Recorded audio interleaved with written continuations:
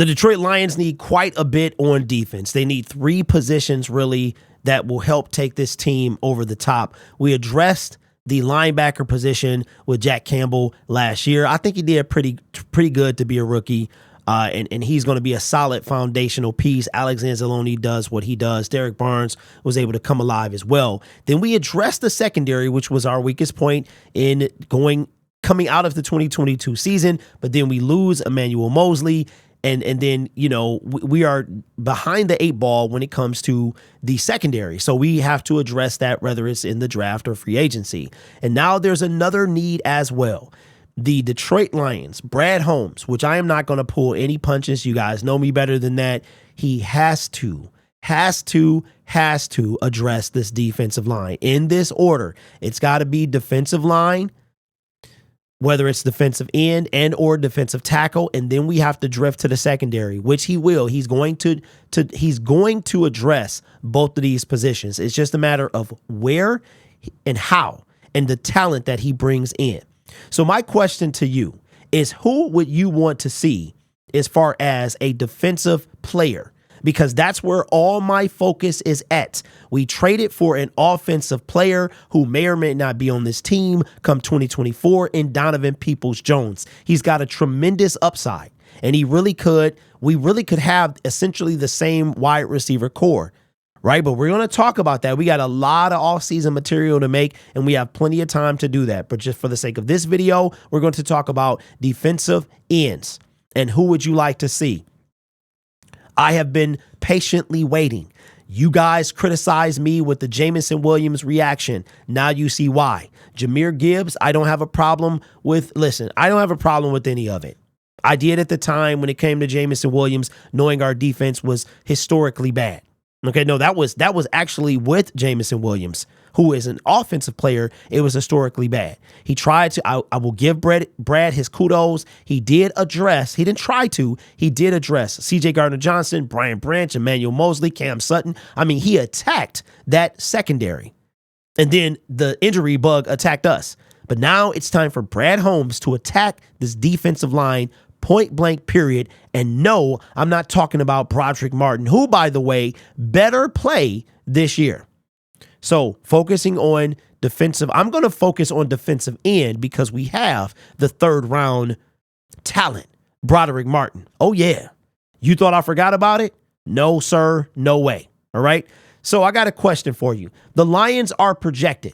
This number fluctuates between 50 something and 61 million.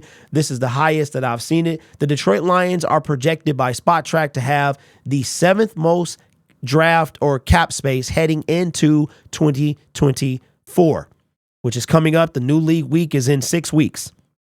$61 million, only under the Bengals, the Texans, the Colts, the Patriots, the Tennessee Titans, and the Washington Commanders. How far did the Bears fall? And the Bears are right under us after still all spending that money this or last year. Here are a list of the top.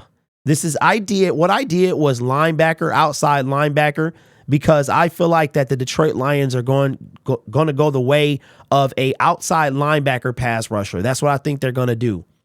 You have Danielle Hunter, you've got Josh Allen, and you've got Brian Burns. There's some other guys in here as well. My guy Rock Dorn brought up, if you go to pure defensive end, let's go to defensive end here. We're going to update this list. You've got people like A.J. Epinesa, but you've got Leonard Williams, Carl Lawson, Marcus Davenport, Romeo Okwara, Yannick Ngakoue. So you got guys here. Calais Campbell, which is a D. I thought he was more of a DT. Charles Harris. So if you look at this list, outside of like the big 3 with Danielle Hunter, Brian Burns, and Josh Allen, who can all be tagged, by the way, then you started going to that line of 2nd and 3rd tier defensive ends. Now, Brad Holmes, he has cooked, right? Quote unquote cooked, fleeced the Rams, according to some of y'all. He fleeced the Minnesota Vikings, according to some of y'all. I think he did well. And I can't deny that those Ram picks turned into who they turned into. And our team would not be what it is without those picks. But now it's time to make a move. And the sad part is A lot of the dogs can be franchise tagged. It's just a matter of who gets franchise tagged, who is going to decide to play on that franchise tag, and would that be a reason for a team to move on from said player if they say no? According to Jacksonville's general manager, it is a guarantee that they tag Josh Allen. So let's throw him away. That means you have Danielle Hunter, who's going to be 30 years old this year. And then you have Brian Burns, who I think is turning 26. Now, out of the two of those guys, I'm going to say something shocking here. I think I would prefer Danielle Hunter. He's bigger to me. He is the guy that we need to be able to bully offensive linemen. I don't think Brian Burns is that guy. He's more of a speed guy. So he would fall into that James Houston category. I mean, if we got him, I wouldn't be upset if the price is right. But now is the time for Brad Holmes to make a move. And like I said, it's unfortunate because most of the leading sackers this year, the leading sack guys, can be tagged. So we're probably going to have to settle for one of those mid-tier guys. Like I said, Rockthorn mentioned AJ Epinesa. I keep bringing up Andrew Van Ginkel, who I want to say had 4.5 sacks or something like that this year, because we know that Dan Campbell said you have to fit this team. You have to be like an organic fit for this team, that no amount of talent is going to get you on this team. Now, AJ Epinesa is a talented defensive end. He's right in the middle of the pack there. He's got, I want to say he had 6.5, somewhere around there. You could get an Epinesa and a Van Ginkel for the 2 for the price of 1. And you're going to get 2 for the price of 1 production. Right? So you can get a Danielle Hunter. You can get it, assuming you can get these guys, because all 3 of those guys might be tagged. So now you have to. So here's the question, and the whole point of this video. We got plenty of free agent videos coming. Who do you want the Lions to get? Okay, this is a multi-tier question, so let's break it up. Question number 1: what position will the Detroit Lions draft in the first round? Will it be defensive lineman or defensive secondary? I think that it's going to be whatever they don't take in free agency. Which one, I don't know, because they could get a cornerback probably quicker than they can get a defensive lineman, a defensive end, like a dog defensive end. We got a lot. We got wide receivers. We have defensive backs to talk about. So we got a lot of free agent stuff coming. Okay. So here's the better question. What position do you want the Detroit Lions to take and where? And put the person in do you want them to take Danielle Hunter in free agency and draft a cornerback? Do you want them to sign Jalen Johnson in free agency and draft a defensive end or a defensive tackle? Right? So let me know in the comments below. But this is when we're really going to see who Brad Holmes is made of. We're really going to see he's not going to have as much draft capital as he had. He's traded in every draft that he's been in.